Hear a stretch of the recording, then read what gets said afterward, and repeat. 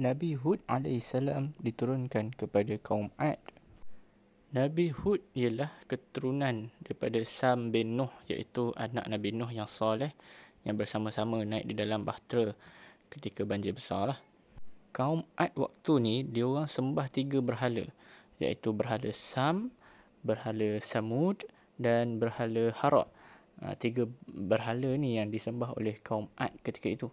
Yang mana Nabi Hud pun dengan tegas berdakwah lah supaya dia orang berhenti. Kerana Nabi Hud lah seorang Nabi dan seorang Rasul ketika itu. Dia pun berdakwah lah ketika itu, jangan sembah berhala-berhala ni semua, kembali kepada Allah kan. Tapi apa boleh bikin, sebab kaum-kaum Ad ketika itu tetap juga tidak mengikuti dakwah Nabi Hud.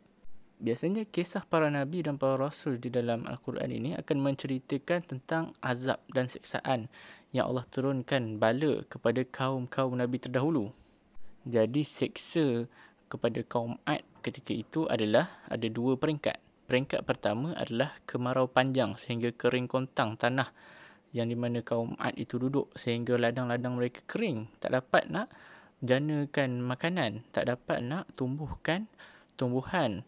Jadi ketika kering kontang itu, Nabi Hud masih lagi dakwahkan kaumnya supaya kembali kepada Allah. Tapi kaumnya tak dengar jugalah. Sehinggalah bala peringkat kedua, yang mana awan hitam mula berkepuk-kepuk di atas tanah kaum Ad. Kemudian kaum Ad mengejek Nabi Hud seolah-olah macam nak hujan.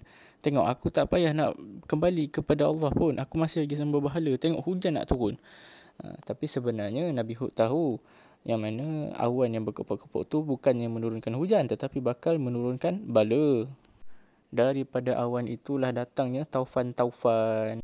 Taufan-taufan inilah yang memusnah-musnahkan rumah kaum Ad, sehingga rumah dan tanah itu sama taranya. Maksudnya rumah tu musnah habis lah kan. Beserta dengan itu guruh-guruh yang sangat kuat. Guruh-guruh yang sangat kuat sehingga mempekakkan kaum-kaum Ad ketika itu. Sehingga kan seorang suami tidak tahu di mana isterinya dan seorang ibu tidak tahu di mana anaknya. Begitulah dia punya situasinya yang direkodkan, nak bagi tahu betapa cemasnya ketika itu, betapa teruknya keadaan itu. Yang mana kemudiannya Nabi Hud berhijrahlah ke tempat lain yang dipercayai tempat yang seterusnya itu adalah di Hadramaut di Yaman. Jadi kalau kisah Nabi Nuh diketahui tentang ditenggelamkan umatnya, Nabi Hud pula adalah diterbangkanlah sebab dia taufan kan, dia ribut taufan dan juga guruh yang sangat kuat. Itulah siksaan yang berlaku kepada kaum Nabi Hud alaihissalam.